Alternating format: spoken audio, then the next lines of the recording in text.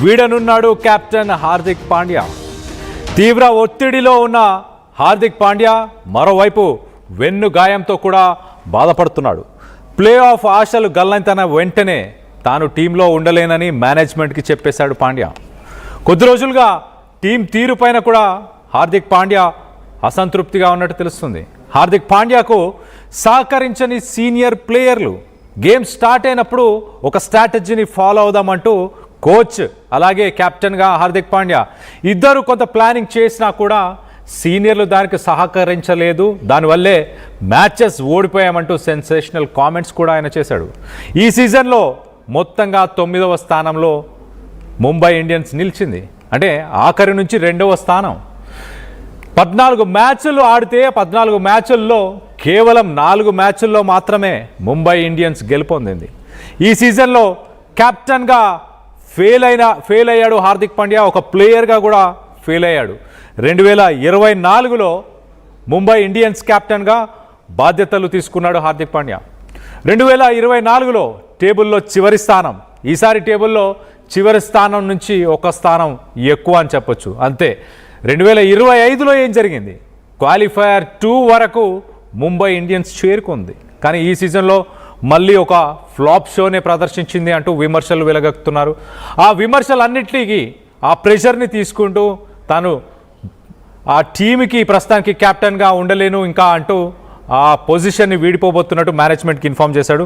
మొత్తంగా ఒకసారి series of events, అసలు హార్దిక్ పాండ్యా కెరియర్ వైజ్ ముంబై ఇండియన్స్తో తనకున్న అనుబంధం, అలాగే ముంబై ఇండియన్స్తో జరిగిన ఘటనలన్నీ కూడా ఒకసారి చెప్పే ప్రయత్నం చేస్తాం. మొదటగా మనం చూస్తే ఆన్ ఫీల్డ్ కొలాప్స్. 2026 సీజన్ మొదలైన తర్వాత ఇప్పటిదాకా 14 మ్యాచ్లు ఆడారు. ఆ 14 మ్యాచ్ల్లో 4 మ్యాచ్లు మాత్రమే గెలవగలిగారు. 10 మ్యాచ్లు ఓడిపోయి కింద నుంచి 9వ స్థానం, అంటే లక్నో సూపర్ జాయింట్స్ తర్వాత స్థానంలో ప్రస్తుతానికి ముంబై ఇండియన్స్ నిలిచింది. 6 సంవత్సరాలు కప్పుకి దూరంగా ముంబై ఇండియన్స్ ఉంది. అంటే దీనికి ముందు 2026 అంటే 2020 ఆ సమయంలో జరిగిన మ్యాచ్లో ముంబై ఇండియన్స్ వాళ్ళు ఛాంపియన్షిప్ని కొట్టగలిగారు. కానీ ప్రస్తుతానికి వాళ్ళ డ్రై స్పెల్ ఇప్పుడు 6 సంవత్సరాలకి చేరుకుంది. టీం ఒక పక్కన మనం చూస్తే పవర్ ప్లేని సరిగ్గా వినియోగించుకోలేని సిట్యువేషన్. అంటే ఆ మొదటి ఓవర్స్ ఏవైతే ఉన్నాయో ఆ ఓవర్స్లో మ్యాక్సిమం స్కోర్ చేస్తున్నాయి మిగతా టీమ్స్ అన్నీ. ముంబై ఇండియన్స్ మాత్రం ఆ పవర్ ప్లేలో పర్ఫామ్ చేయలేకపోతుంది. SRH, RCB ఇలాంటి టీమ్స్ పవర్ ప్లేలో ఎలా పర్ఫామ్ చేస్తున్నాయి ఆ కంపారిటివ్ అనాలిసిస్ ప్రస్తుతానికి ముంబై ఇండియన్స్ మేనేజ్మెంట్ అనలైజ్ చేస్తున్నట్టు తెలుస్తుంది. మరో పక్కన హార్దిక్ పాండ్యా ఇండివిజువల్గా కూడా తను ఒక కెప్టెన్గా కాకుండా ఒక ఇండివిజువల్గా కూడా తన కెరియర్లో లోయెస్ట్ పాయింట్ అని చెప్పొచ్చు. 2026 హార్దిక్ పాండ్యా ఇండివిజువల్ మెట్రిక్స్ కూడా ఒకసారి చెప్పే ప్రయత్నం చేస్తా. 10 మ్యాచ్ల్లో మొత్తంగా 206 రన్స్ మాత్రమే, 206 runs, 206 runs with average of 22.89, 22.89 రన్నులు ప్రతి మ్యాచ్కి యావరేజ్ అని చెప్పొచ్చు. 10 మ్యాచ్ల్లో 200 రన్లే స్కోర్ చేయగలిగాడు. మరో పక్కన తన స్ట్రైక్ రేట్ కూడా 163.50, 163 నుంచి 163 నుంచి అమాంతం 138కి పడిపోయింది. తన స్ట్రైక్ రేట్ కూడా పడిపోయింది. ఎట్ ద సేమ్ టైం తను బౌలింగ్ చేసినప్పుడు కూడా తన ఆపోజిషన్లో ఉన్న బ్యాట్స్మెన్లు తన బౌలింగ్ని కూడా చాలా టార్గెట్ చేసి మరి రన్స్ స్కోర్ చేశారు. 23 ఓవర్లు 10 మ్యాచ్ల్లో అతను వేసిన బౌలింగ్లో 23 ఓవర్స్ అనుకుంటే పూర్తిగా ఆ 23 ఓవర్స్లో ఓన్లీ 4 వికెట్లు మాత్రమే తీయగలిగాడు. 4 వికెట్లు. అందులో తన రన్స్ ఒకసారి మనం చూస్తే కనుక తను ఇచ్చిన రన్ రేటు ఆ 23 ఓవర్స్కి 11.43 యావరేజ్, అంటే ప్రతి ఓవర్లో 11.43 రన్స్ ఇచ్చాడు. సో ఇండివిజువల్గా తన బ్యాటింగ్లో స్ట్రైక్ రేట్ కోల్పోయాడు, తన బౌలింగ్లో కూడా స్ట్రైక్ రేట్ ఇంక్రీజ్ అయింది, అక్కడ రన్స్ కూడా ఎక్కువ లీక్ అయిపోయాయి. సో మొత్తానికి ఇండివిజువల్గా కొంత నెగిటివ్ అయిపోయాడు. కెప్టెన్గా కూడా 14 మ్యాచ్ల్లో 4 మాత్రమే గెలవగలిగాడు. మరోపక్కన disciplinary issues and public frustration. తన మీద ఐపీఎల్ 2026 స్టార్ట్ అయినప్పటి నుంచి రోజు రోజుకి తన మీద ప్రెషర్ పెరుగుతూ ఉండే. కోల్కతా నైట్ రైడర్స్ మ్యాచ్ జరిగిన సమయంలో ఈడెన్ గార్డెన్స్లో ఆఫీషియల్గా ముంబై ఇండియన్స్ నాకౌట్ అయిపోయింది ప్లే ఆఫ్ రేస్ నుంచి అన్నప్పుడు చాలా క్లియర్గా హార్దిక్ పాండే ఆయన ఆవేశం, ఆయన అజిటేషన్ చాలా క్లియర్గా కనిపించాయి. ఆయన స్టంప్స్ పైన ఉన్న ఆ బెయిల్స్ని ఆయన వాటిని తోసేయడం, వాటిని పడేయడం, ఇది level 1 breach of IPL code of conduct. Level 1 బ్రీచ్గా దీన్ని పరిగణించారు.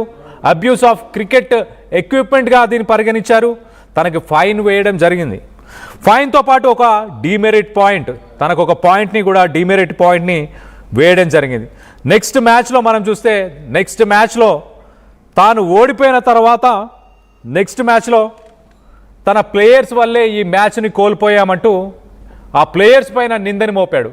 ప్లేయర్స్ సహకరించారా లేదా అన్నది పక్కన పెడితే ఆ ప్లేయర్స్ వల్లే వాళ్ళు సరిగ్గా ఫీల్డింగ్ చేయలేదు, వాళ్ళు సరిగ్గా క్యాచ్లు పట్టుకోలేదు, అందుకే ఈ సీజన్ మొత్తం చాలా poor performance Mumbai Indian players ఇచ్చారు, అందుకే మేము మ్యాచ్లన్నీ ఓడిపోయామంటూ ప్లేయర్స్ పైన కూడా నిందలు మోపడం జరిగింది. మరోపక్కన డ్రెస్సింగ్ రూమ్ డిస్కనెక్ట్. డ్రెస్సింగ్ రూమ్లో కూడా ప్లేయర్స్, సీనియర్ ప్లేయర్స్, అలాగే అక్కడ ఉన్న కోచ్ వీళ్ళందరి మధ్య కమ్యూనికేషన్ గ్యాప్ కొంత ఏర్పడింది. సీనియర్స్ కోచ్ చెప్పిన ఆ స్ట్రాటజీని మ్యాచ్ల్లో ఫాలో అవ్వలేదు. దానివల్ల మ్యాచ్లు సరిగ్గా ప్లే చేయలేకపోయాము. ఈవెన్ హార్దిక్ పాండ్యాకి కూడా సీనియర్స్ సరిగ్గా కోఆపరేట్ చేయలేదంట. మరోపక్కన ఒక బ్రేక్ పాయింట్కి హార్దిక్ పాండ్యా చేరుకున్నాడు. చాలామంది ముంబై ఇండియన్స్ మేనేజ్మెంట్ హార్దిక్ పాండ్యా పని అయిపోయింది అంటూ చాలామంది తనకి ఇన్ఫర్మేషన్ని కూడా మల్టిపుల్ రిపోర్ట్స్లో ఇచ్చారంట. దీంతో ఇంకా ముంబై ఇండియన్స్ టీంతో ముందుకెళ్ళకూడదు అన్న ఉద్దేశంతో హార్దిక్ పాండ్యా ఒక ఆల్రౌండర్గా కూడా ముంబై ఇండియన్స్ టీంలో ఉండదలుచుకోలేదు. ఆ కెప్టెన్ పదవితో పాటు, కెప్టెన్ పోస్ట్తో పాటు ముంబై ఇండియన్స్ టీంలో ఒక ప్లేయర్గా కూడా ఉండే అవకాశాలు లేవు అన్నట్టు చాలా ప్రస్తుతానికి చెప్పుకొస్తున్నారు. సో మొత్తం మీద హార్దిక్ పాండ్యా ఒక కెప్టెన్గా, ఒక ప్లేయర్గా పర్ఫామ్ చేయలేకపోయాడా? దీన్ని మీరు ఎలా చూస్తున్నారు? నిజంగానే సీనియర్స్ సపోర్ట్ చేయలేదా? దీనికి సంబంధించి మరింత అప్డేట్ తీసుకునే ప్రయత్నం చేద్దాం. ఇటు నా కొలీగ్ సచిన్ అందుబాటులో ఉన్నాడు. సచిన్తో మాట్లాడి తెలుసుకునే ప్రయత్నం చేద్దాం. సచిన్, చెప్పండి, ఎలా చూడాలి ముంబై ఇండియన్స్ ఫెయిల్యూర్స్ని? సీనియర్స్ పైన, అలాగే తన టీమ్మేట్స్ సరిగా పర్ఫామ్ చేయలేదంటూ కూడా ఆయన డైరెక్ట్గానే చెప్పుకొచ్చాడు. మరోపక్కన ప్రెషర్ బిల్డ్ అయిపోయి ప్రెషర్ వల్లే ఇలా పర్ఫామ్ చేయలేకపోయాడా? 2025 మనం చూస్తే కనుక క్వాలిఫైయర్ 2 దాకా ముంబై ఇండియన్స్ వచ్చింది. దాని తర్వాత 2026లో లాస్ట్ బట్ 1 ప్లేస్. ఎలా చూడాలి సచిన్? ఇక్కడ మనకు ఒక మాట మాత్రం క్లియర్ గా మాట్లాడుకోవాలి కళ్యాణ్. ఎవరు పోయి వాళ్ళు తవ్వుకోవడం అనే మాట వినిపిస్తూ ఉంటుంది కదా, బహుశా అదే మాట ఇక్కడ హార్దిక్ పాండ్యా విషయంలో కూడా జరిగిందా?